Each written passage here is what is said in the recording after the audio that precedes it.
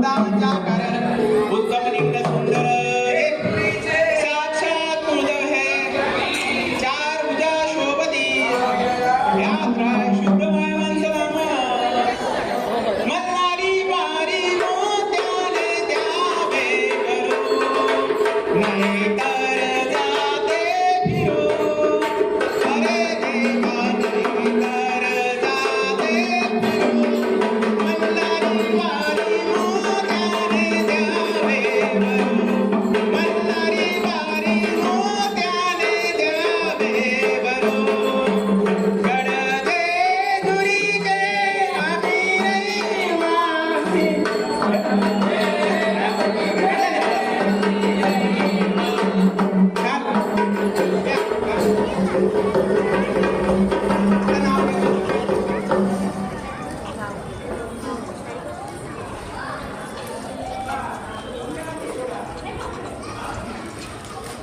गणपतीला आवडतो दुर्वा, श्रीकृष्णाला आवडते तुळशी, राहुल रावांचं नाव घेती हळदी कुंकाच्या दिवशी.